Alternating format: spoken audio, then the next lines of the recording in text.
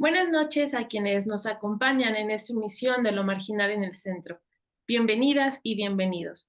En el programa de esta noche hablaremos sobre la relación que se ha entablado entre el Poder Ejecutivo, el Legislativo y el Judicial bajo la presidencia de Morena, especialmente el desarrollo que ha tenido esta relación durante los últimos meses. El panel de esta ocasión está conformado por Everardo Lara Covarrubias. Él es maestro en Ciencias Jurídicas por el Instituto Nacional de Ciencias Penales, abogado por la UNAM, miembro de Defensoría Nacional de los Trabajadores y activista social. Buenas noches, licenciado Everardo. Muchas gracias. También nos acompaña Karina Anzolavere. Ella es doctora en investigación en ciencias sociales con especialización en ciencias políticas por Flaxo México. Es especialista en política jurídica, sociología del derecho y teoría política, investigadora del Instituto de Investigaciones Jurídicas de la UNAM. Doctora Karina, buenas noches. Muchas gracias por aceptar nuestra invitación. Muchas gracias por la invitación. Buenas noches. Quisiera que empezáramos el panel de esta noche, el programa de esta noche, indagando un aspecto que en muchas ocasiones nos puede parecer normal a quienes vivimos en una democracia y que no siempre cuestionamos y comprendemos con profundidad. Doctora Karina, ¿por qué es fundamental la división de poderes en la democracia? Bueno, a ver, yo diría, no sé si es tan fundamental la división de poderes en la democracia, digamos que cada poder no dialogue con el otro, sino que cada poder pueda ejercer su función, porque detrás de la idea de que el poder no se concentre, ¿no? en un solo poder del Estado, valga la redundancia, está la idea de que no solo las mayorías, sino también las minorías políticas y sociales puedan tener acceso y que haya diferentes voces y además que cada poder pueda cumplir con su función, ¿no? Como el poder ejecutivo ejecutar, el poder legislativo legislar y el judicial resolver los conflictos y en los últimos tiempos, digamos, en México y en el mundo también controlar la constitucionalidad. Entonces yo diría que es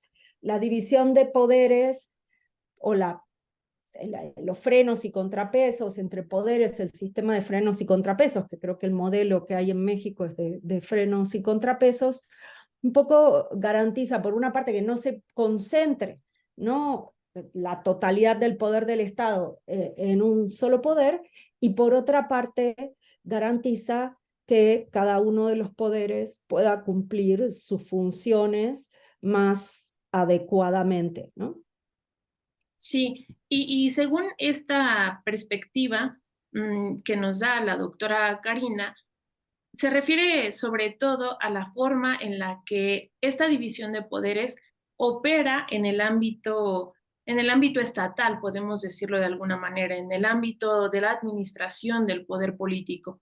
Maestro Berardo, ¿cuáles serían en el otro lado de esta moneda, cuáles serían las acciones consecuentes con respecto al pueblo de la existencia de los poderes ejecutivo, legislativo y judicial?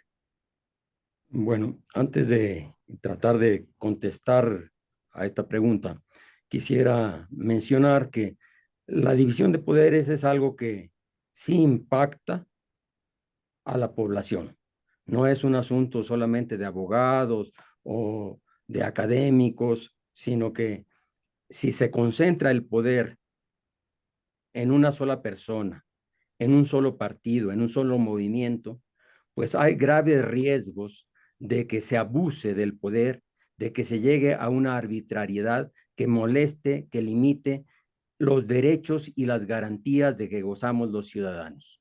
O sea, desde esta perspectiva, Pues a mí me quedan perfectamente claras las grandes limitaciones de la democracia en general y de la democracia mexicana. Sin embargo, esta forma de gobierno está consagrada en la Constitución el constituyente lo organizó así porque para evitar todas las deformaciones del poder en el pasado. O sea, digamos, no es arbitraria, ¿no? O sea, digamos, sí se recoge la teoría clásica desde Locke o desde Montesquieu, porque como una necesidad. Ahora, sin caer en una idolatría de la democracia y de la división de poderes, creo que sí es útil, es necesario preservarla para evitar mayores injusticias en nuestro país. Ahora, me preguntaba usted, qué acciones puede, no sé si le entendí bien su pregunta, acciones positivas, negativas, o sea, digamos que si se aplica correctamente la división de poderes, puede resultar ciertos beneficios para la población. En cambio, la excesiva concentración del poder en una persona o en un grupo, partido, organización o en un sector de la población, entonces se genera más injusticia. Sí, sí, sí, en ese sentido iba la pregunta.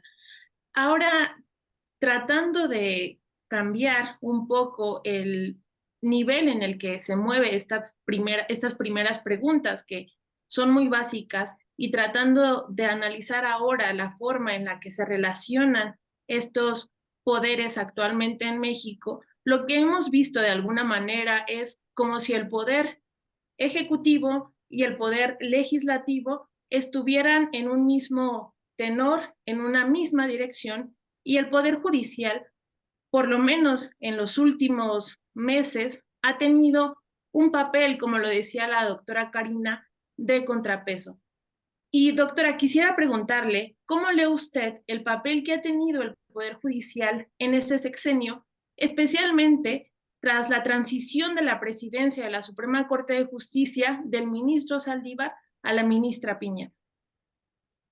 Muchas gracias por la pregunta. Creo que, a ver, me gustaría poner en perspectiva y mirar un poco el contexto, totalmente de acuerdo con lo que decía el doctor Everardo, ¿no? Acerca de que, bueno, la división de poderes un poco garantiza nuestros derechos como población, ¿no? Si se concentra el poder, nuestras garantías pueden verse afectadas.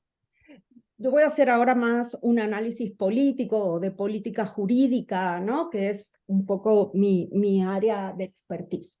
¿Qué tenemos en México a partir del gobierno de Andrés Manuel López Obrador? Bueno, un gobierno que tiene unas mayorías muy, muy grandes, ¿no? Es un gobierno supermayoritario en el sentido que el poder ejecutivo y el poder legislativo el poder ejecutivo es de un partido y las mayorías en el poder legislativo son del mismo partido y además hasta hace muy poco tiempo tenían una mayoría calificada importante, lo cual, bueno, es el resultado de el voto y de las reglas electorales que operan en el país.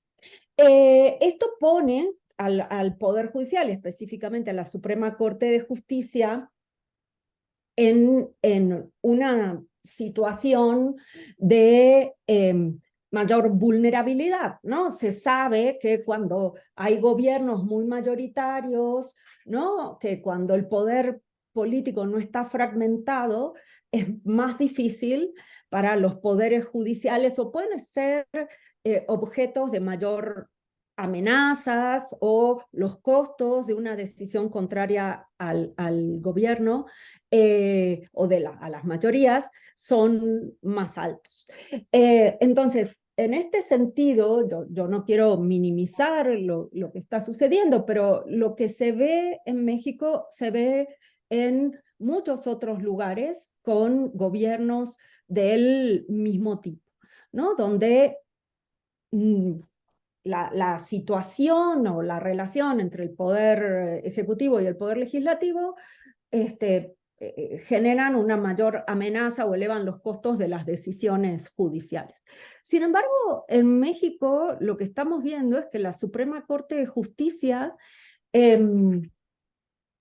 a mi criterio, está siendo, en algunas decisiones decide para un lado, en otras decide para el otro lado, que está cumpliendo el rol que se espera que se cumpla, ¿no? Cuando hay, pues, por supuesto, con márgenes de interpretación, como en cualquier decisión judicial existe, pero lo que podemos observar es que la Suprema Corte de Justicia, yo creo que hace gala de cierto grado de autonomía o de una posición política, o juega su lugar de actor político que ha ido construyendo en los últimos 30 años desde la reforma constitucional de 1994, y juega adecuadamente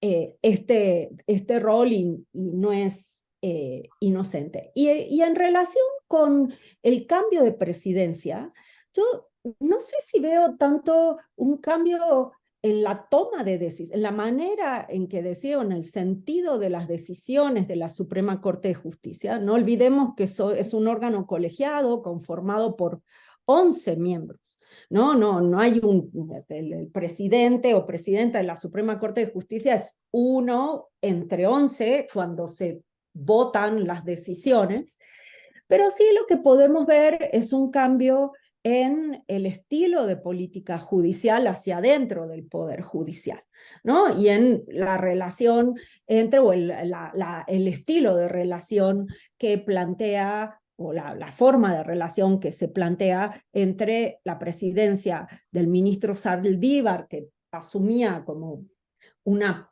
presidencia de la Suprema Corte que debía ser consistente con el cambio político que se había votado, ¿no? Y la presidencia de la ministra Piña, donde me parece, en mi opinión, presenta una posición o digamos, un estilo de presidencia más apegado a la idea de independencia judicial, en el sentido de poder judicial y poder ejecutivo no van por carriles separados.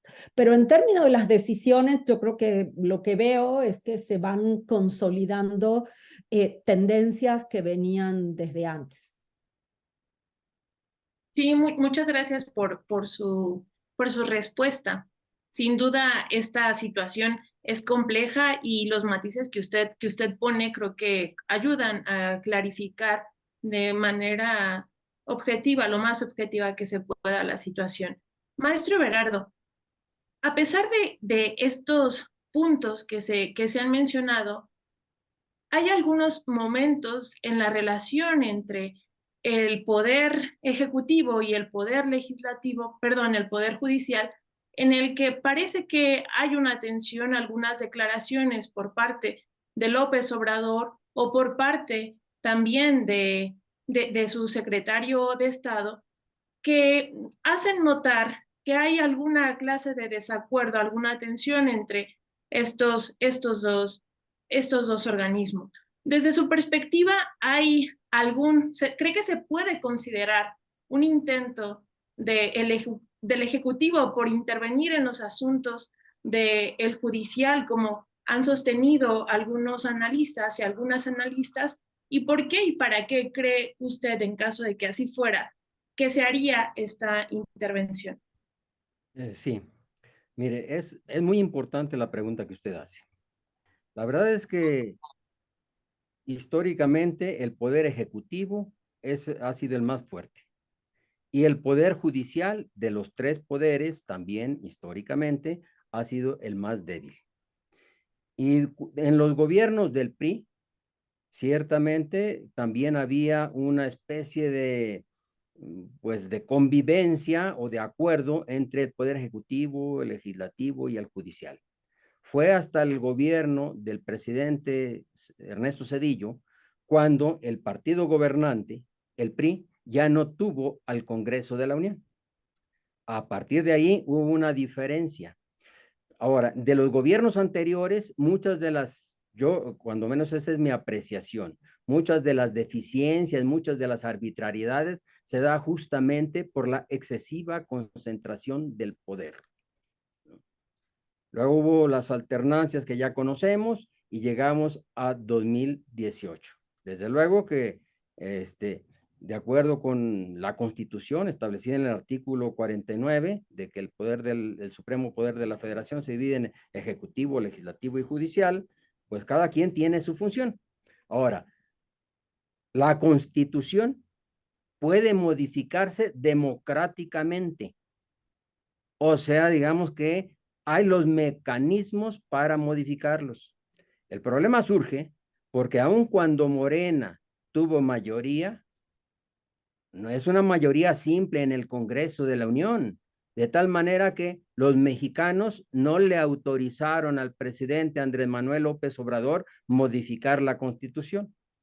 Y prácticamente desde el principio de su mandato, el presidente y su partido, el partido Morena, han tratado de darle la vuelta. Esa es mi convicción profunda a la Constitución, no respetarla.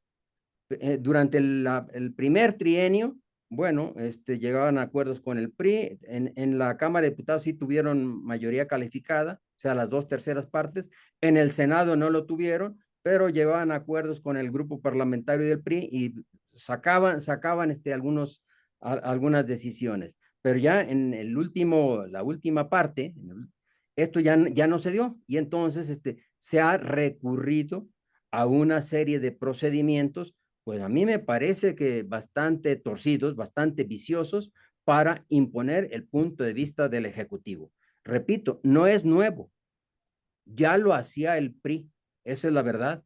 Nada más que el nuevo gobierno, la nueva orientación, la cuarta transformación está implementando más rápidamente todo lo malo que hacía el anterior sistema. Ahora, la división de poderes. Está el legislativo, que también fue electo por la población. Sin embargo, es un hecho incontrovertible que bajo la dirección de Morena, porque tienen mayoría simple en las dos cámaras federales, pues la verdad es que prácticamente se ha nulificado, porque en el legislativo que debiera discutirse la problemática, las leyes, pues lo que se hace, que han convertido al poder legislativo en la oficialía de partes del ejecutivo. O sea, digamos que uno dice, bueno, y entonces, ¿dónde quedó la teoría de la división de poderes? Porque el legislativo no está cumpliendo con su poder, con su obligación, como está marcado en la Constitución. Se convierte en comparsa del Ejecutivo. Ahora, esto para mí, y lo digo así expresamente para responsabilizarme de lo que estoy diciendo, pues marca una tendencia delicada. En el caso del Poder Judicial, hay las siguientes circunstancias. Durante los primeros 4 años que el ministro que encabezó la Suprema Corte, el ministro Saldívar, Arturo Saldívar Lelo de la Rea, bueno, había una especie de acuerdo con la presidencia de la República, fue más o menos tersa la relación, pero cambiaron la correlación de fuerzas. Ahora, en el tiempo que lleva este sexenio, al presidente Obrador le ha tocado nombrar proponer a 4 ministros, al ministro Alcántara Carrancá, a la ministra Ríos Farjat, Margarita Ríos Farjat, a la ministra Yasmín Esquivel y la ministra Loreta Ortiz. Bueno, digamos que él incluso ha dicho, y yo siento que es un acoso, es una verdadera presión contra la Suprema Corte, el hecho de que en las mañaneras es el villano favorito. Más de 700 veces ha tenido el señor presidente de la República expresiones denigrantes en contra del Poder Judicial y en especial en contra de los ministros. Y todavía remarcadas en contra de la presidenta. A mí me parece verdaderamente inadecuado. Los acusa de que son unos agentes de los gobiernos del pasado, de que son corruptos, de que ganan mucho, de que defienden los privilegios. O sea, digamos que él se ha erigido en el que dice lo que es justo y lo que no es justo. Incluso me faltó otra cosa, que se ponen de acuerdo con los delincuentes para soltarlos de la cárcel. Me parece sumamente grave. Y los últimos dos elementos que los acabo de leer en el periódico en el día de hoy, el señor Ricardo Monreal Ávila, coordinador del grupo parlamentario del Senado, los está amenazando a los ministros de juicio político por haber votado en contra de algunas de las iniciativas presidenciales. Y el señor Ignacio Mier Velasco, que es el coordinador del grupo parlamentario en los diputados, dice que va a proponer una consulta para que los ministros sean elegidos democráticamente en la consulta. Bueno, las dos cosas son un disparate. Una consulta de esta naturaleza está prohibida por la Constitución. En el artículo 35 dice que no se puede someter a consulta la materia electoral. Entonces yo digo, bueno, ¿y entonces de qué se trata? Esto lo sabe Mier, lo sabe perfectamente. Para mí es una provocación. Es proponer algo que es abiertamente inconstitucional y una vez que se ha rechazado, decir, bueno, ahí está.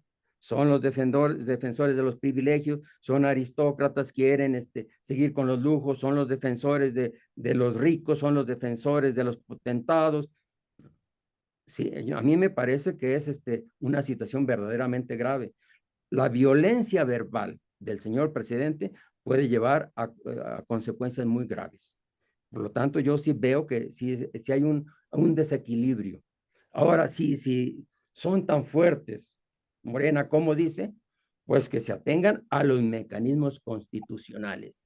La Constitución tiene el procedimiento para reformarse, pero no con trampas. Doctora Karina, en los últimos meses ha estado sobre la mesa del debate un intento o más bien la defensa de la democracia. Esto se ha visto desde las manifestaciones que convocó el INE, por ejemplo, y ahora también, bueno, esta consigna estaba tanto de parte de las manifestaciones convocadas por el INE, tanto como por las manifestaciones convocadas por la 4T. ¿Usted cómo ve esta perspectiva? ¿Se necesita una defensa de la democracia en estas condiciones? Si fuera el caso, ¿cuál es su punto de vista? A ver, yo creo que la democracia siempre hay que defenderla porque es muy frágil. Entonces, que siempre tenemos que defenderla y nunca la podemos dar por sentada. Entonces, digo, partamos de eso. Es un arreglo hiper frágil que hay que defender por los medios que tengamos a nuestra mano.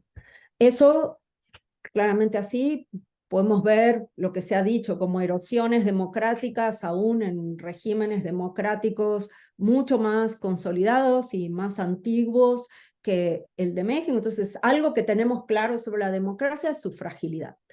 Entonces, me parece que tenemos que defenderla y yo creo que está muy bien. Lo que creo que está sobre la mesa y lo que está en la disputa, en esta defensa de la democracia por parte de quienes defendían al INE, el colectivo El INE no se toca, y por parte del gobierno y la Cuarta Transformación, me parece que lo que hay son dos modelos de concepción de la democracia. Modelos entendidos desde la teoría política. Seguramente el doctor me dirá, pero la Constitución es bastante clara respecto de lo que dice sobre lo que es o no es la democracia, pero hay modelos de democracia liberal que ponen en el centro, ¿no?, la preocupación o el miedo a la concentración del poder y que a los poderes representativos y elegidos democráticamente le ponen contrapesos fuertes de poderes no elegidos democráticamente, como el Poder Judicial o en el caso de México, bueno, podemos poner en este paquete a los organismos autónomos que son elegidos digamos, por diferentes mecanismos, pero la idea es que personas expertas, ¿no?, desarrollan tareas y controlan. Y por otro lado, una concepción de democracia, valga la redundancia, más democrática en el sentido más tradicional es el gobierno de la mayoría, es la voluntad popular y lo que la gente elige es lo que prima. Creo que los dos modelos tienen problemas. Los dos modelos, uno porque puede caer fácilmente en el elitismo y otro porque puede caer en la concentración y en la obturación o la clausura de la pluralidad política, la pluralidad social, y ahí coincido con el doctor Everardo, en el sentido de que el que un gobierno tenga mayorías, bueno, está permitido por las reglas electorales, pero hay toda una serie de procedimientos para tomar las decisiones legislativas, para realizar las reformas constitucionales, que ese es un poco el reaseguro de que las cosas se hagan adecuadamente, ¿no? Y que ese es como el mínimo que hay que cubrir. Cuando esos mínimos no se cubren, estamos ante una situación de indefensión e incertidumbre, porque a mí me puede gustar, ¿no? Me puede gustar hacia dónde va este gobierno, pero lo que no puedo permitir es que no se cumplan con los requisitos mínimos para realizar las transformaciones que se quieren realizar de acuerdo con los marcos que rigen la vida política, que es la Constitución y las normas que están en la Constitución. Entonces, digo, a ver, existe un procedimiento de reforma constitucional, todos los gobiernos han hecho reformas constitucionales, de hecho la reforma de la Constitución de México tiene más de 800 reformas realizadas, y no es este el único gobierno que ha realizado reformas constitucionales, ¿no? Digamos, sobre todo desde el 2000 acá se han incrementado el número de reformas constitucionales que se hicieron.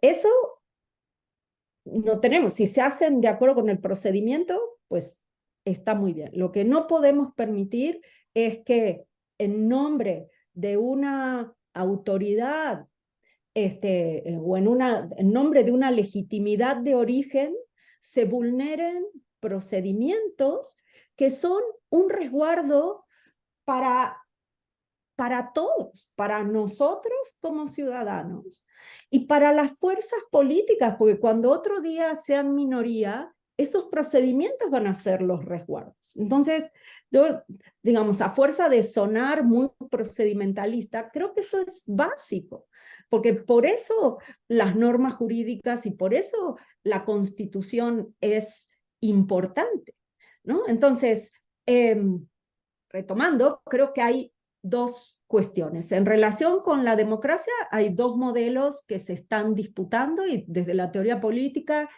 claramente se identifican como un modelo más mayoritario de democracia y un modelo más liberal de democracia, mientras en uno prioriza la voluntad de las mayorías y la legitimidad de origen de los gobiernos, en el otro se priorizan a los derechos de las minorías y el control del poder. Y creo que, digamos, ese es en parte nuestro problema. Ahora, ¿cuál es el problema de un gobierno mayoritario que no respete los procedimientos establecidos? que genera una incertidumbre y que en una democracia esos procedimientos son los que nos garantizan a todas y a todos. Sí, ¿No? sí, sí. Sí, Saber cómo sucedieron, digamos, tener una, certeza de cómo se toman las decisiones. sí, desgraciadamente se nos está terminando el tiempo. Sin embargo, quisiera, antes de terminar con el programa, maestro Everardo, preguntarle cuál es su perspectiva respecto a cómo hacer que estas decisiones que se están dando dentro de los poderes en México, de los poderes políticos, y que al final son quienes más lo sufren es la población. ¿Cuál es su perspectiva de qué es lo que tiene que hacer la población? ¿Cuál es el papel que tiene que jugar como vigilante y como actor político dentro de todo este enramado? Sí, cómo no. Antes de referirme expresamente a su pregunta, quiero aclarar esto o decir esto. Yo estoy completamente de acuerdo con lo que plantea la doctora de que la Suprema Corte está en su papel. Ella está respondiendo, está defendiendo a la Constitución. Si la Constitución dice que se cumplan los procesos parlamentarios, deben cumplirse. Si la Constitución dice que la Guardia Nacional debe tener carácter civil, debe tener carácter civil. Si la Constitución dice en el artículo 41 que la organización interna del Instituto Nacional Electoral debe correr a cargo del Consejo General, debe correr a cargo del Consejo General y no del Congreso de la Unión. ¿Cómo? Indebidamente lo pretende el gobierno.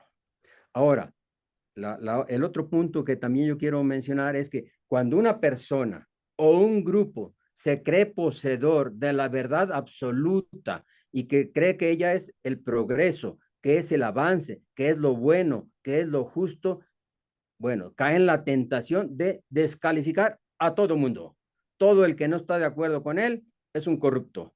Todo el que no está de acuerdo con él es un agente del pasado, es un neoliberal o es un fifí. Eso es realmente peligroso, porque entonces ya no se escucha al pueblo, porque entonces ya no se atienden sus demandas, porque entonces solamente lo que el líder iluminado o el partido que vamos a tener nuevamente un partido hegemónico como en los tiempos del PRI.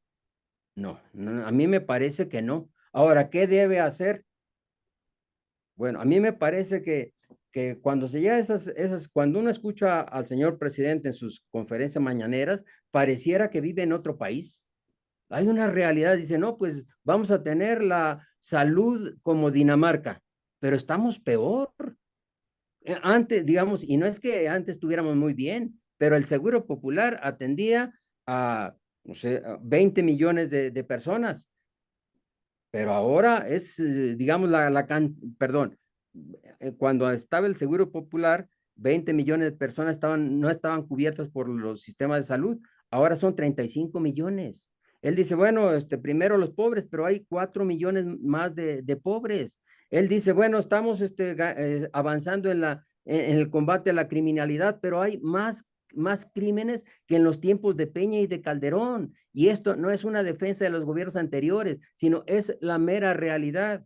Ahora, puede estar la gente engañada un tiempo, pero yo creo que la realidad termina metiéndose. Si le cierran la puerta, entra por la ventana. Si el presidente cree que estamos rete contentos y feliz, bueno, la mayoría de la gente, pues a lo mejor un tiempo podrá conformarse con la tarjetita que le da con el apoyo del bienestar, pero finalmente esto tendrá que cambiar. Esto no puede sostenerse mucho tiempo. Yo espero que pues la sucesión presidencial, porque atrás de estas discusiones está el intento de quedarse en el poder y quedarse, no digo como persona, el presidente ha dicho muchas veces que él termine el 30 de septiembre del próximo año se va para su rancho, pero sí ejercer una especie de maximato o un partido hegemónico que quiera perpetuarse mucho tiempo, porque bueno, quieren todos los órganos de poder, tienen el ejército y están usando maniobras para perpetuar su dominación. Y eso no lo puede permitir y el pueblo de México tiene que estar atento. Y yo creo que en estas circunstancias, no porque el Poder Judicial sea perfecto ni no tenga defectos, tiene defectos, pero es correcto plantear la defensa de la Suprema Corte de Justicia de la Nación. Muchas gracias. Agradezco mucho a la doctora Karina, al maestro Everardo por sus participaciones. Me pareció que fueron muy objetivas, muy centradas y que además ayudaron a clarificar puntos que actualmente son muy complejos dentro de todo estas discusiones políticas que en algunas ocasiones aparecen muy alejadas de la vida cotidiana de la gente de México, pero que le tocan directamente. Agradezco nuevamente su participación. También agradezco a quien nos acompañó en esta edición de Lo Marginal en el Centro. Que tengan muy buenas noches.